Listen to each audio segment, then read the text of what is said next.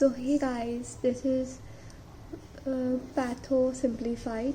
So in this channel I'll be speaking about the important questions which are asked in university examination. So the topic for today is gastrointestinal tract. Okay, so today I'm going to speak about peptic ulcer disease. It's basically asked as a 15 marks or 10 marks essay or 10 marks essay. Okay, sorry, 10 marks essay.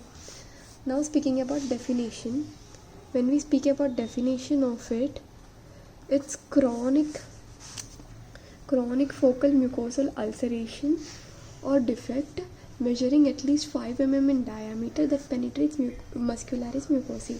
So the chronic term यहाँ पे बता रहा है कि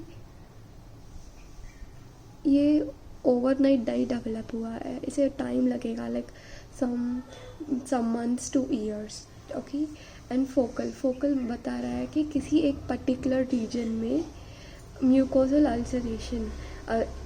ulceration या फिर defect जो कि मेजर करेगा एटलीस्ट 5 mm इन डायामीटर और ये पेनिट्रेट करेगा मस्कुलरिस म्यूकोसा को.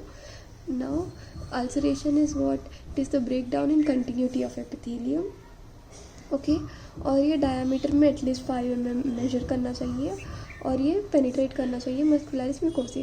सो we already learn mucosa has 3 layers: muscularis mucosa, epithelium and lamina propria. So it has to penetrate this muscularis mucosae. So based on the region, we got 2 types of peptic ulcer. First is gastric ulcer and second is duodenal ulcer. Then what is the etiology? Etiology means causative agents. सबसे पहले तो Helicobacter pylori infection in PUD occurring in antrum of stomach or duodenum due to chronic H. pylori induced gastritis. तो H. pylori की वजह से ये antrum of stomach में या फिर डिओडनम में देयर इज पेप्टिक अल्सर. ये H. pylori ऐसे ही डायरेक्टली नहीं करेगा अल्सर. सबसे पहले it will cause something called gastritis and after gastritis it will cause ulcer, peptic ulcer disease. So then when we use chronic use of NSAIDs, non-steroidal anti-inflammatory drugs like aspirin, that can also cause peptic ulcer. We will learn the mechanism next page, but now let's focus on this.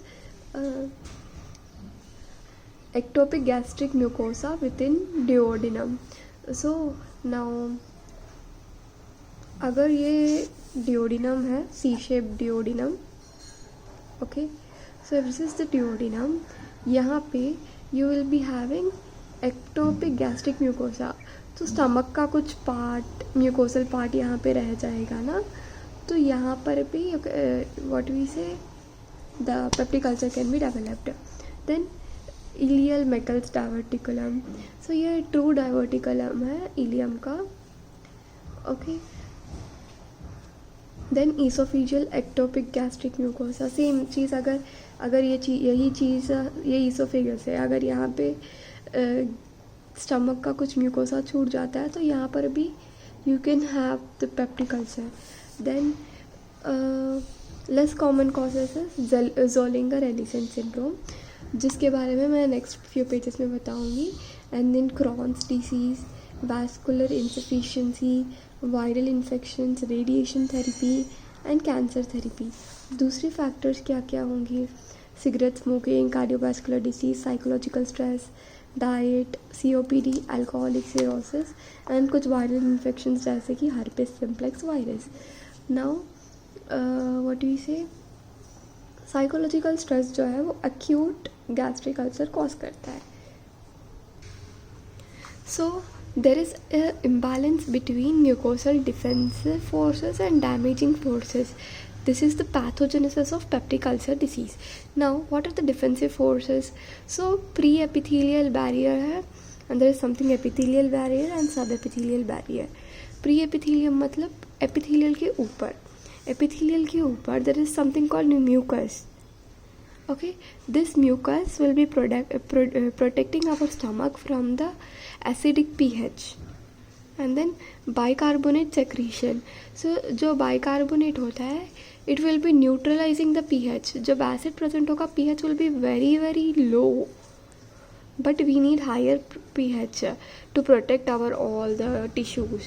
So the bicarbonate secretion will lower the pH at least for the layers of the stomach.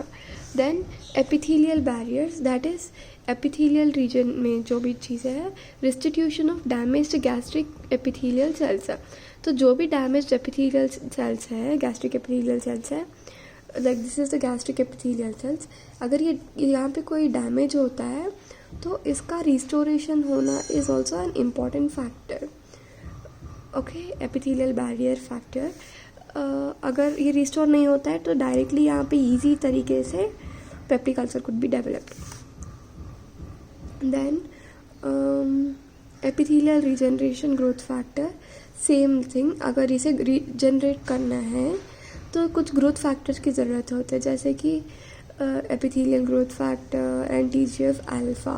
Then intracellular tight junctions. तो ये cells और cells के बीच में there will be some tight junctions. If these junctions are not present there will be so much gap between these cells and easily the bacteria और जो भी causative agent है it can penetrate and cause the ulcer. Okay, then secretion of prostaglandins.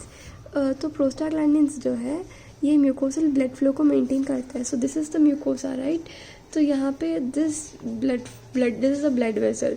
सो इस blood vessel में blood flow को कौन maintain कर रहा है? प्रोस्टाग्लैंडिन्स. तो तभी मैंने कहा था कि जब हम लोग NSAIDs लेंगे, non steroidal anti inflammatory drugs, वो प्रोस्टाग्लैंडिन्स को इनिबिट करेंगे, जिसकी वजह से म्यूकोसल ब्लड फ्लो कम हो जाएगा और बाइकार्बोनेट कम हो जाएगा और एसिड सेक्रीशन इनिबिट हो जाएगा. Then subepithelium barrier, that is below the epithelium also there is a barrier, that is rich gastric. यहाँ पर this is the epithelium, so this is below the epithelium there is a barrier, that is this rich blood flow is also a barrier. These are all defensive mechanisms. मतलब अपने body में ये naturally present है to protect us. And what is the damaging forces in our body? So the सबसे पहले जो है that is the gastric acidity. Now suppose there's an acid and you put your hand into it, what will be happening? Your hand will be completely getting burned. So you don't want that thing to be happening in your stomach. So ऐसे consider कर सकते हैं कि gastric acidity is also a damaging factor. Then peptic enzymes. What is peptic enzymes? Peptic enzymes यानी protein digesting enzymes. So ये जो enzymes है ये they can actually do protein digestion. Like even if we consider the human body, it's also having muscles. Muscles are made up of proteins, be it smooth or skeletal or anything. So that can also be digested by this peptic enzyme. So these are damaging forces. So this is the protective forces and this is the damaging forces. So see at this diagram, this is the epithelium, okay, and these are the glands. This is submucosa. Submucosa is having this blood vessel and it is also having chronic inflammatory cells, that is leukocytes. Okay, then now again I'll be continuing the pathogen. So increased damage or decreased mucosal injury. So यहाँ पर damaging forces बहुत ज़्यादा हो जाएंगे और direct जो mucosa होता है ना स्टमक का उसको ही हार्म होगा. Now H. pylori इन्फेक्शन जो है वो गैस्ट्रिक हाइपर एसिडिटी करेगा, बहुत ज़्यादा एसिड सेक्रेट कराएगा. Then hyperplasia of parietal cells. Parietal cells secrete what? They secrete HCl. So if this undergoes hyperplasia, then there will be more and more HCl, there will be more acidity, and this is one more damaging factor. Then loss of signals that inhibit acid secretion. तो जो भी signals acid secretion को inhibit करते हैं वो signals ही चले जाएंगे तो कहाँ से एसिड रुकेगा? There will be excess production of acid. Then Zollinger Ellison syndrome. So यहाँ पर बहुत सारे पेप्टिक अल्सर्स होंगे तीनों लोकेशंस पे, that is stomach, duodenum and jejunum में. और ये क्यों हो रहा है ऐसा? ऐसा मल्टीपल पेप्टिक अल्सर्स क्यों बन रहा है? क्योंकि यहाँ पर ट्यूमर्स है, यहाँ पर इंटेस्टाइन में कुछ ट्यूमर्स है जो कि गैस्ट्रिन हार्मोन को प्रोड्यूस कर रहे हैं, और ये जो गैस्ट्रिन हार्मोन है ये मैसिव प्रोडक्शन करेगा एसिड का। तो there is so much peptic ulceration, multiple peptic ulceration. Then NSAIDs का chronic use, I already said you when you use so much chronically, मतलब बहुत दिनों से यू यूजिंग NSAIDs, तो क्या होगा, केमिकल इरिटेशन हो सकता है म्यूकोसा का। Suppose this is your stomach, suppose this is your stomach, sorry,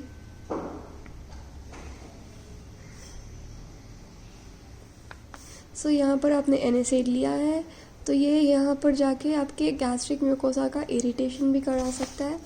then suppress mucosal prostaglandin secretion, cyclooxygenase 2 inhibition कर सो यहाँ पर जाकर प्रोस्टाग्लैंडिन सिंथेसिस को भी इनहिबिट कर देगा।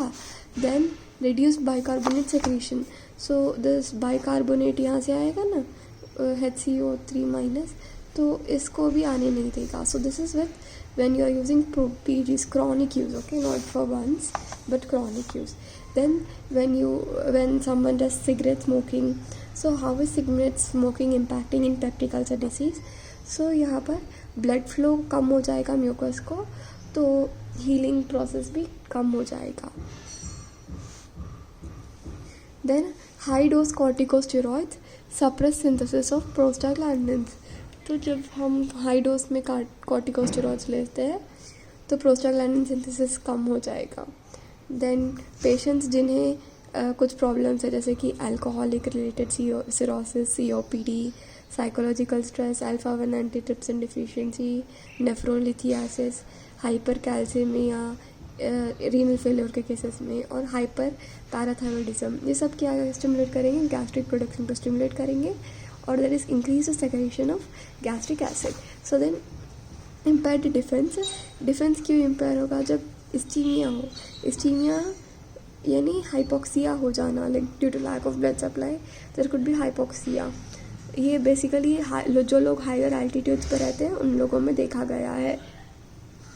और there could be shock also, and there is delayed gastric emptying, तब भी you can see peptic ulcer disease. And reduced mucin synthesis in elderly, mucin produce नहीं होगा तो protective layer is damage, right? So defence में problem हो जाएगा इन सभी cases में।